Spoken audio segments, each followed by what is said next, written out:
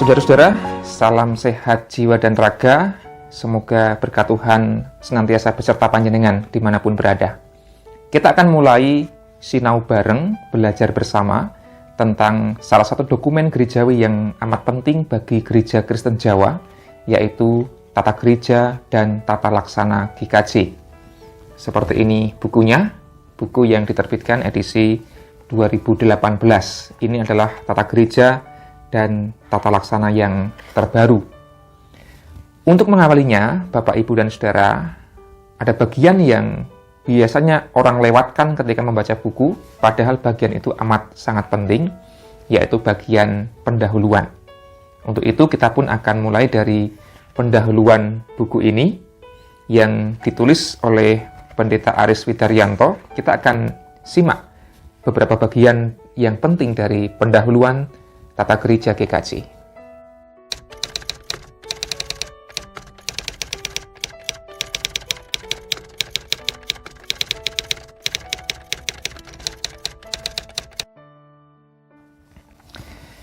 Ya, di bagian pendahuluan, Pendeta Aris menulis beberapa kalimat yang menurut saya sangat penting. Di alinea pertama misalnya, Tata Gereja menjadi sarana bagi GKJ untuk mewujudkan pelayanan yang menyeluruh, berintegritas, dan memiliki karakter Kristus yang membangun harapan bagi siapapun yang dijumpainya. Maka Pak Aris menulis bahwa Tata Gereja ini bukanlah tujuan sehingga apa yang tertulis tertera hitam di atas putih harus diwujudkan mentah-mentah lalu dipandang secara kaku dan legalis. Bukan itu pertama-tama. Namun, kalaupun kita menaati Tata Gereja ini dalam rangka menjadi alat, menjadi sarana bagi gereja untuk mewujudkan pelayanan yang menyeluruh, yang holistik, yang berintegritas, dan memiliki karakter Kristus. Tujuannya adalah membangun harapan bagi siapapun yang dijumpainya. Ada frasa yang menarik, membangun harapan. Maka Tata Gereja bukan alat untuk menghakimi, alat untuk menghukum, menyatakan orang lain salah, warga gereja berdosa, dan seterusnya. Tapi pertama-tama untuk membangun harapan. Nah, ini menjadi penting sebelum kita masuk dalam pasal-pasal yang ada dalam Tata Gereja ini. Pertama-tama, tujuan dari dokumen ini adalah membangun harapan bagi siapapun yang dijumpai, termasuk orang-orang di luar gereja. Nah, itu poin yang pertama. Yang kedua, Tata Gereja dimaksudkan sebagai tatanan dan kesepakatan bersama GKJ dalam memahami diri, siapa itu GKJ gitu ya, dan dalam perjumpaannya dengan setiap elemen kultural yang ada, elemen budaya yang ada. Maka dokumen ini tidak hanya untuk melihat siapa GKJ, namun juga siapa sesamaku, siapa masyarakat, dan siapakah alam semesta ini? Kira-kira begitu. Oleh karena itu, pendekatan yang ditekankan dalam Tata Gereja ini bersifat terbuka terhadap kepelbagaian.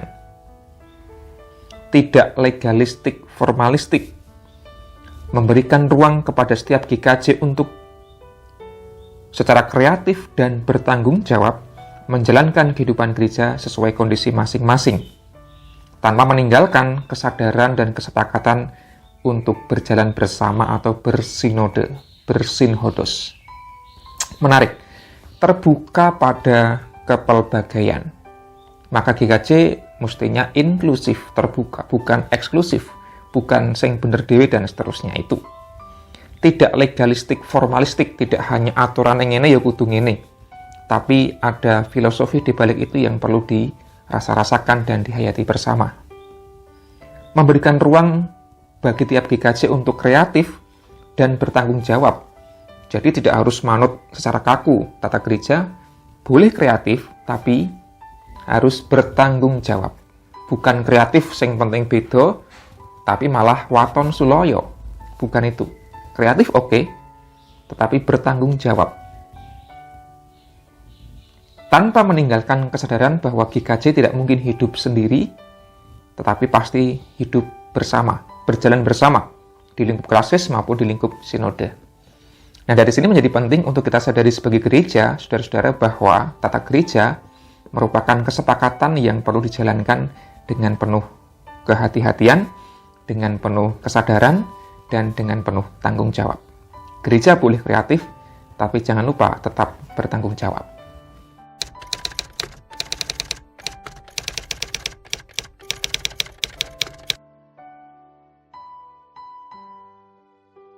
Hal lain yang menarik dari pendahuluan dari buku Tata Gereja Tata Laksana adalah kalimat masih ditulis oleh Pak Aris begini. Tujuan yang ingin dicapai melalui tata gereja ini adalah membangun kesadaran mandiri seiring dengan kesadaran kesatuan tubuh Kristus untuk mencapai pelayanan yang pastoral transformatif. Pelayanan gereja yang bersifat pastoral, yang bersifat menggembalakan, sekaligus mengubah, transformatif. Nanti kita akan ada rubrik khusus tentang karakter pastoral transformatif ini.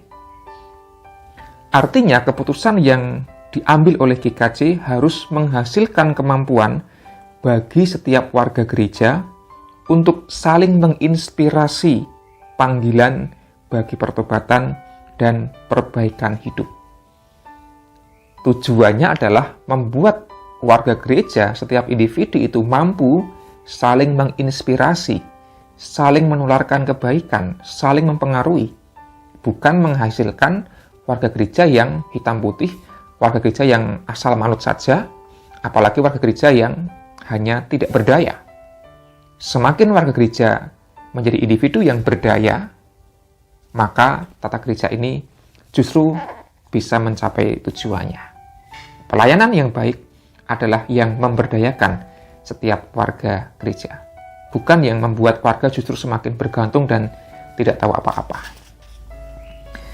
Warga gereja mampu mengampuni, menerima, memulihkan, melengkapi, memberdayakan demi melanjutkan harapan bagi upaya membangun dan mencapai dambaan eskatologis masyarakat damai sejahtera seperti yang diperjuangkan oleh Tuhan Yesus.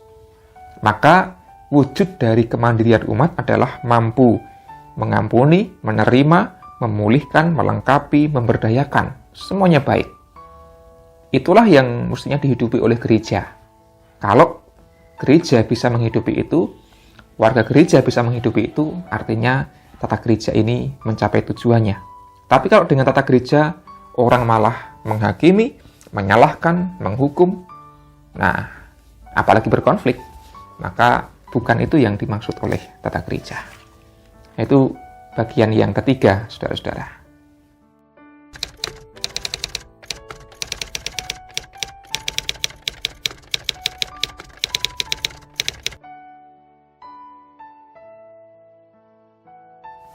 Nah, di bagian yang terakhir di pendahuluan ini, Pak Aris menulis, tata gereja tidak dimaksud sebagai hukum, bukan pasal-pasal undang-undang yang digunakan untuk menghakimi atau memberi sanksi pada posisi lain.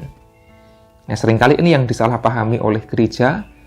Kemudian kalau ada yang salah, ini ada pasalnya begini, Anda melanggar pasal ini, maka Anda layak mendapat sanksi. Seringkali itu yang terjadi. Maka bukan itu maksud dari tata gereja. Penilaian terhadap keputusan gerejawi dapat diberikan sebagai sebuah proses berteologi dan beriman secara dialektis dalam komunitas.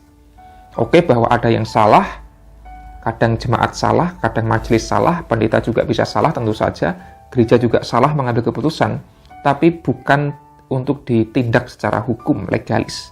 Itu adalah proses untuk belajar supaya jadi lebih baik, ada percakapan, ada dialektika. Itulah yang diharapkan. Tata gereja diharapkan dapat menjadi orientasi yang disepakati bersama untuk berjalan maju dalam pelayanan, menghasilkan buah-buah rohani yang bebas dari kepentingan pribadi atau kelembagaan semata. Jadi yang menjadi tujuan mewujudkan buah-buah rohani tadi bukan kepentingan pribadi atau lembaga saja, bukan opo karepku, sing penting kudu ngene dan sebagainya, tapi apakah buah-buah roh itu bisa terwujud.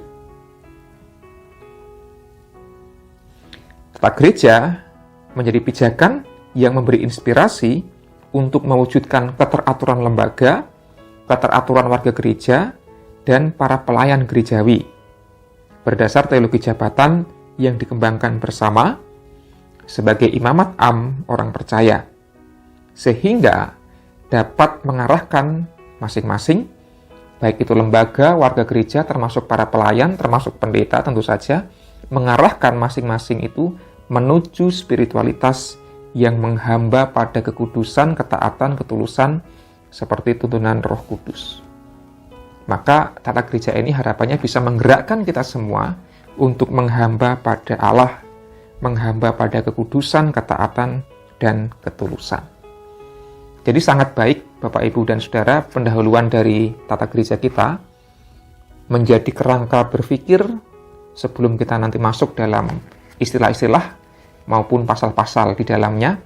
Kita perlu paham apa filosofi dibalik dari tata gereja ini, agar tidak menjadikan buku ini, dokumen ini, menjadi alat untuk menilai dan menghakimi, melainkan alat untuk menggembalakan, agar semua terarah pada kehendak Kristus. Nantikan episode selanjutnya, tetap di Pelangi Wacana, kanal YouTube GKJ Pekalongan. Tuhan memberkati.